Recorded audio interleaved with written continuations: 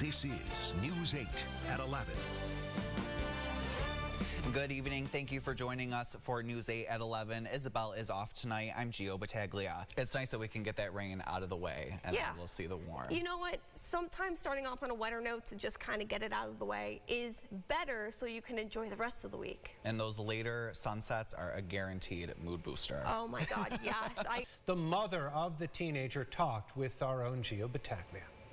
I think the biggest thing that's going to be hard is just, accepting a new normal. The city of Rochester, alongside the Rochester City School District, will host a youth forum this Saturday at School of the Arts. That starts at 11 a.m. There will also be a candlelit vigil on Sunday in Caitlin's honor, which Andrea tells me will be a safe space for all. It was 2:20 a.m. Tuesday when Stephen Linden heard a knock on the door that he says only his family knew to use. And I opened and unlocked the door, and he just shoved his way in.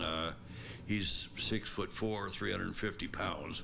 So he knocked me out of the way and ran into the house, and I had a rifle in my living room and a clip full of bullets. She was loved by many people, even people who didn't really know her. Like, they knew, yeah, she'd come around, she'd make a room bright. It could be the darkest room, and she'll make it bright. When friends and family talk about Danielis Pabon Cubero, they remember her positivity. Garcia is being held without bail after pleading not guilty to assault last week. Rochester Police continues to ask anyone with more information or a video to call 911. News 8's Gio Battaglia joins us now live after speaking with the owners and those who came out to enjoy the day. Gio, looks like you're having a blast out there too.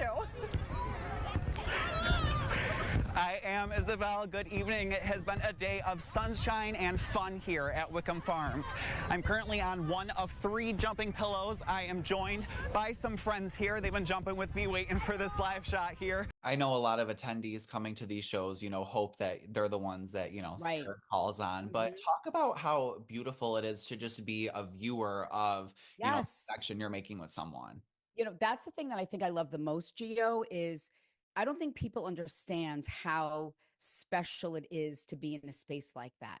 I watch perfect strangers console one another through their grief, through receiving messages. News 8's Gio Battaglia has been on scene all evening. He joins us now live with the latest details. Gio, certainly a lot to unpack here. What can you tell us? And we did speak with neighbors who live on Maplewood Drive. They told me it's normally a quiet area and were shocked and scared when they heard what was going on. Take a listen to 2 accounts from neighbors we spoke to. Looking out the window, this whole park, which was full of people, is now running for their lives. I had people hiding behind cars, my car, hiding behind a couple other structures, jumping my fence, crying. Just pure terror. Well, we looked out the front window, and there were 2 kids here by our front porch with guns drawn. So, it's kind of like, okay, now what?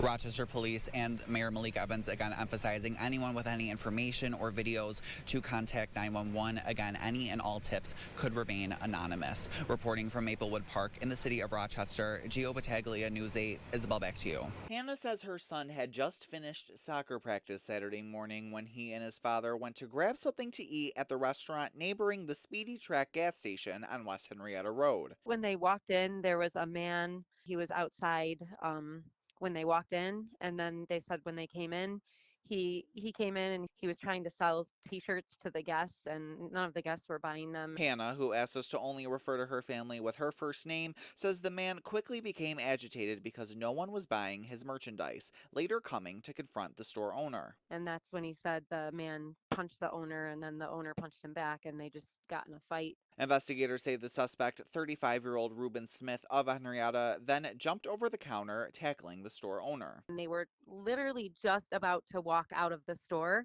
and then all of a sudden they heard 2 gunshots. Both store employees and some customers leaping into action to try and get the gun away from Smith. Hannah tells me her husband and son got separated in the chaos, her son not even realizing he was struck until moments later. He all of a sudden was like, why does my chest hurt? And he looked down, saw the hole in his sweatshirt, saw blood coming out, and that's when my husband found him. My husband was really, really terrified. He thought we were going to lose him. Immediately meeting them at the hospital, Hannah says her son needed 3 stitches and was sent home the same day. My son is doing great. He's a typical 9-year-old. He's been playing on his PS5. Investigators say Smith is a known and predicate felon. He was arraigned in court Saturday night for assault and criminal possession of a weapon charges. We realize it could have gone much differently. And even though it was an accident, it's just unacceptable. You don't discharge a weapon in a store full of people. Officials note the other gunshot hit a cash register in the store. Deputies said Smith may face additional charges after the case is presented to a grand jury. I did go back to the gas station this afternoon to try and get surveillance video and speak with the owner, but he was not there at the time. In studio, Gio Battaglia, News 8. Isabel, back to you.